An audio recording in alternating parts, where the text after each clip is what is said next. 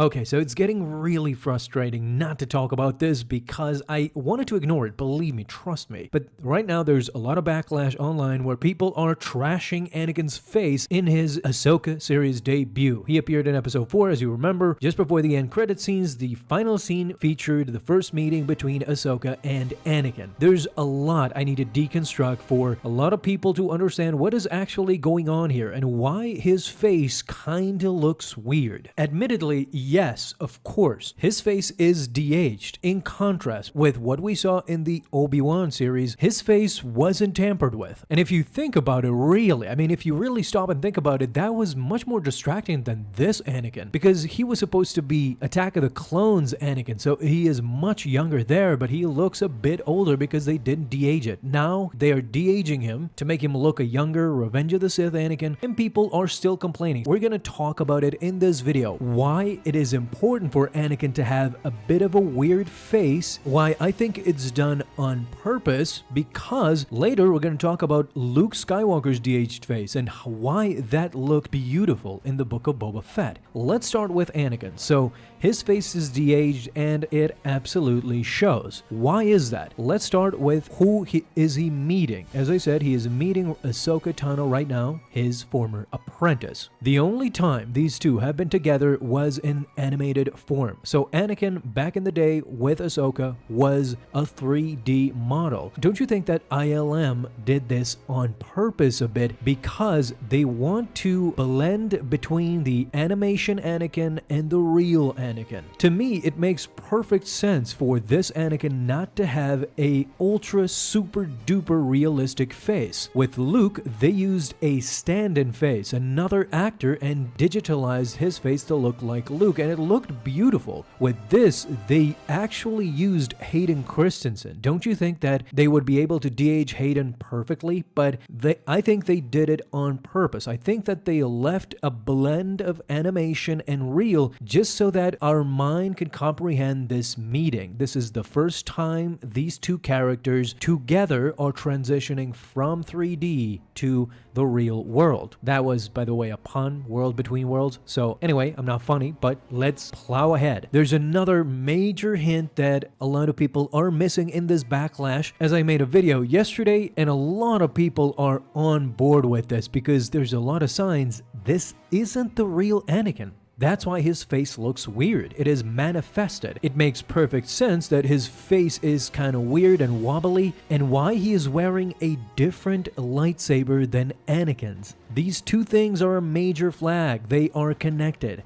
The lightsaber is not correct and the face is kinda not all there. This is done again on purpose because if you believe the popular theory that this dude is not the real Anakin but he is actually the son of Mortis, then everything makes sense, my dude. I explained in yesterday's video, please go watch it because I talk in detail. I present so much proof that this person is not really Anakin. He is an imposter that is trying to manipulate Ahsoka inside the world between worlds, and the son of Mortis actually can do this because he is a deity. We saw him in the Clone Wars series. He manipulated Anakin into accepting the dark side prematurely. He even manipulated Ahsoka into accepting the dark side. So the son is an evil character that can manipulate you in many different facets. This is why the end credits of episode 4 end in a dark theme, signifying that something sinister is going to happen in episode 5. This is why I really wanted to make this video because the de-aged face of Anakin does not pose a problem for me whatsoever. These two reasons are evidence enough that ILM might have done this on purpose. They could have gone ultra hard and made him look really realistic, but they did so on purpose. Ahsoka and Anakin from 3D now meet in live action, so it makes perfect sense for Anakin to have a bit of a 3D face. And also, if you believe he is an imposter, then again, his face is not all accurate, as well as his lightsaber. Everything goes together, everything fits, everything rhymes. It's like poetry. Because I truly believe that ILM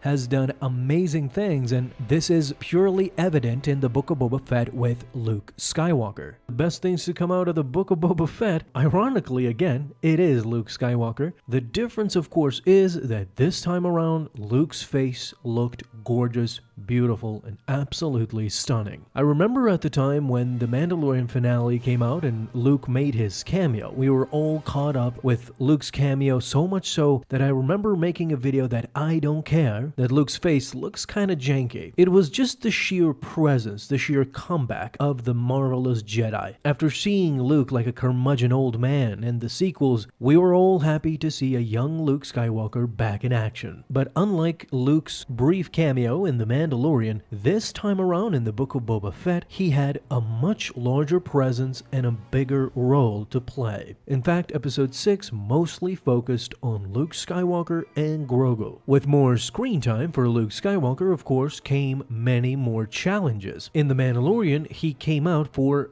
a very short amount of time, so this in turn gave leeway to the creators to use shortcuts and such. For this episode though, they knew that they had to bring out the big guns. So today we're going to talk about what is the real reason that Luke's face looks absolutely perfect, 99.9% close to the real deal, how Mark Hamill looked 40 years ago. Well, let's start by revealing who actually played Luke Skywalker, who was his body double and such. The face in The Mandalorian, they used special effects to de-age Mark Hamill. It seems that they used some sort of a technology close to deepfake, but I don't think it was so. Max Lloyd Jones served as Luke's stand-in, as his younger body. As for the character's voice, they actually used Mark Hamill's older voice and then de-aged his voice, which a lot of us were surprised of, and made it sound exactly how Luke would sound in Return of the Jedi. This time around, it was completely different. According to the credits of the Book of Boba Fett Episode 6, Mark Hamill did return to play Luke Skywalker, however, listed as his stunt double was Scott Lang. He was credited as the Jedi. So when their action scenes, Scott Lang is in place, but Graham Hamilton served as the performance artist. So they used multiple people to bring young Luke back into the fold. Lloyd Jones was not used this time around, but he did have a small role in the previous episode where he played Lieutenant Reed. We can all assume that once again, Jon Favreau and Dave Filoni used Mark Hamill's 70-year-old voice to actually give the voiceover for his younger self, then take the voice, de-age it, make it sound younger. This has to be done for Luke, unlike Corey Burton, for example, who is listed as Cad Bane's voice actor in the credits, meaning that he has now voiced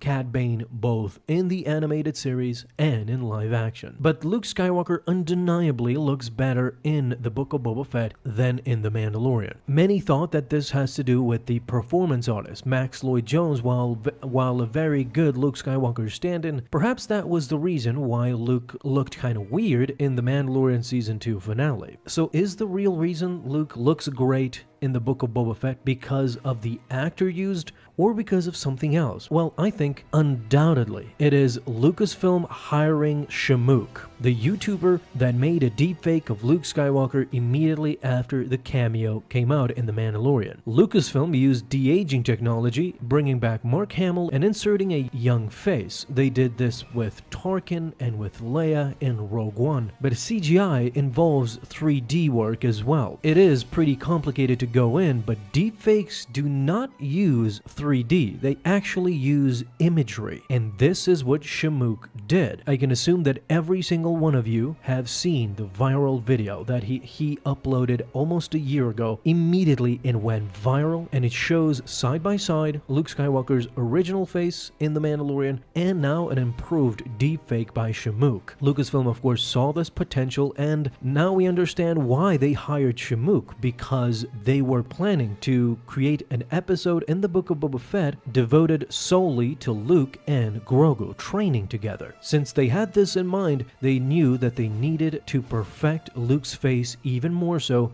than in The Mandalorian. You can imagine how encouraging this is to Star Wars fans, because if the last episode was any indication, is that Luke is officially back. I honestly think that they could create an entire movie around Luke Skywalker and they wouldn't have to skip a beat. Mark Hamill would provide the voice, while stunt doubles and performance artists could play Luke Skywalker in this form as he was in the Book of Boba Fett, it wouldn't look weird at all. Ladies and gentlemen, we have entered into a new phase of filmmaking. People can now come back as their younger self and not really hesitate. The studios aren't hesitating either. And to the credit of Lucasfilm and Disney, the revitalized young Luke Skywalker with his improved deepfake face, it shows that Lucasfilm and Disney are willing to listen to criticism and respond positively. They weren't satisfied with just bringing Luke in The Mandalorian. They wanted to perfect their craft even more, and that's why they hired the YouTuber Shamook, who clearly made a difference in this new episode. He updated the face of Luke significantly, and this in turn led to more screen time in the Book of Boba Fett. I remember the comments on my review. Everybody praised the updated Luke Skywalker face in this episode and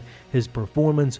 It really looked like young Mark Hamill. With this, you kind of realize the truth that Episode 5 will be super major. A major reveal is coming. Whether Anakin, whether somebody else, but what's going to happen with Ahsoka, how is she going to get out of this? It's going to be fantastic, so let me know all your thoughts down below.